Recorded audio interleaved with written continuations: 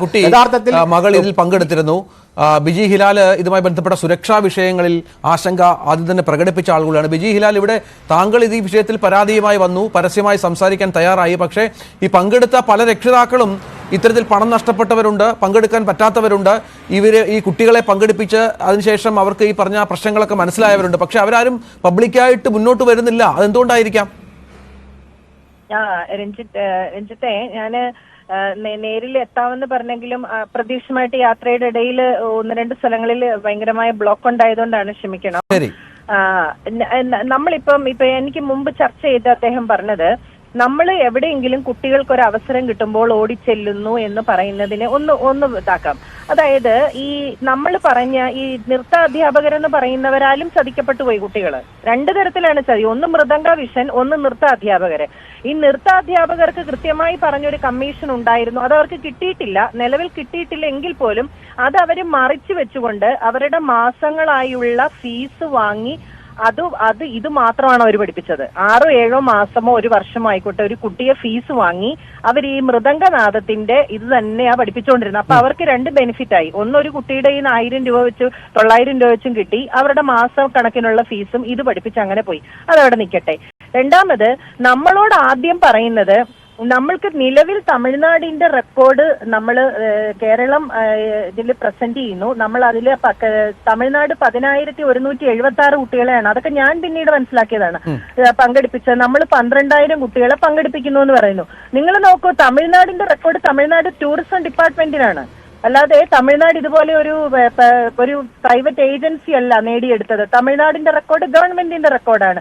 സ്വാഭാവികമായിട്ടും നമ്മുടെ കുട്ടിയുടെ തല കാണില്ല അല്ലെങ്കിൽ മുഖം കാണില്ല എന്ന് അറിഞ്ഞുകൊണ്ട് തന്നെയാണ് ഞാൻ വിട്ടത്. പിന്നെ എനിക്കത് വിടാനുള്ള സാഹചര്യം എന്താണെന്ന് ചോദിച്ചാൽ, നിങ്ങൾ നോക്കൂ, ഇന്നത്തെ കുട്ടികൾ ഫോണിനും മയക്കുമരുന്നിനും മറ്റ് കാര്യങ്ങളിലും എല്ലാം അടിമപ്പെട്ടുകൊണ്ടിരിക്കുന്ന ഒരു സാഹചര്യത്തിൽ കലയെ സ്നേഹിക്കുന്ന ഒരാളെന്ന നിലയിൽ കലാപരമായിട്ടുള്ള കാര്യങ്ങളിൽ കുട്ടികൾ മുഴുകട്ടെ എന്നൊരു പഠനത്തിന്റെ സ്ട്രെസ്സിൽ നിന്നും എല്ലാം അവർക്കൊരു ഇടവേള ഇതിലൂടെ ആവട്ടെ എന്ന് ആഗ്രഹിക്കുന്നതിൽ ഒരു തെറ്റുമില്ല. പിന്നെ എന്റെ കുട്ടിയെ അവിടെ പ്രൊജക്ട് ചെയ്യില്ല എന്ന് എനിക്ക് വ്യക്തമായി അറിയാമായിരുന്നു. പൈസ കൊടുക്കുമ്പോൾ നമ്മൾ ധരിക്കുന്നത് അവിടെ നിന്ന് നമുക്ക് ഗിന്നസിന്റെ സർട്ടിഫിക്കറ്റിന്റെ പാർട്ടിസിപ്പേഷൻ കിട്ടി.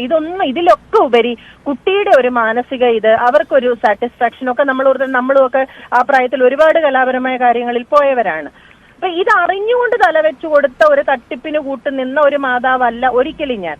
2, കലൂർ സ്റ്റേഡിയത്തിൽ എനിക്ക് കടമുറികൾ ഉള്ളത് കൊണ്ടും കലൂർ സ്റ്റേഡിയത്തിന്റെ ഈ പിച്ച് എന്ന് പറയുന്നിടത്ത് പല പ്രാവശ്യം കയറി ഇറങ്ങുകയും ചെയ്ത ആളെന്ന നിലയിൽ എനിക്ക് എറണാകുളമല്ലേ, നമുക്ക് ഒന്നുമില്ലെങ്കിലും പോയി വിളിക്കാമല്ലോ, ഈവൻ അവിടെ നിൽക്കുന്ന ഒരു സെക്യൂരിറ്റി ആണെങ്കിലും നമുക്കറിയുന്നവരായിരിക്കാം, ഇതൊക്കെ പ്രതീക്ഷയാണ് എന്റെ കുട്ടിയെ വിട്ടത്. അപ്പൊ ഇവിടെ നമ്മൾ കേവലം 3,500 രൂപയ്ക്ക് വേണ്ടിയിട്ട് ഒരു FIR ഇടിയിച്ച ആളല്ല ഞാൻ. എന്നെ അങ്ങനെ കരുതുകയേ വേണ്ട. കേവലം എന്റെ കയ്യിൽ നിന്ന് ഒരു 3,500 രൂപ പോയി, അതില് പരാതിപ്പെടുന്നു, അങ്ങനെ നിങ്ങൾ കരുതണ്ട. ഏതെങ്കിലും ഒക്കെ തരത്തിൽ ഇവർക്കെതിരെ ഒരു പരാതി പോലും ഇല്ലാതായാൽ പിന്നെ നമ്മളൊക്കെ ആരാണ്?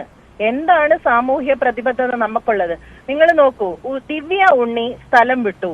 ദിവ്യ തമിഴ്നാട് വഴി പോയിട്ടുണ്ടോ? ഏതുവഴി പോയി എന്ന് നമുക്കറിയുവോ? ദിവ്യ ഉണ്ണി കേരളത്തിൽ നിന്നും പോയി. ഇനി തിങ്കളാഴ്ച രാവിലെ, ഈ സംഭവം ഞായറാഴ്ച നടക്കുന്നു, തിങ്കളാഴ്ച രാവിലെ ഏകദേശം 7 മണിക്ക് ആദ്യം മാതൃഭൂമിയിൽ ഞാൻ ഇതൊരു തട്ടിപ്പാണോ എന്നുള്ള സംശയത്തിന്റെ വോയിസ് പറയുന്നു, ഓഡിയോ കൊടുക്കുന്നു.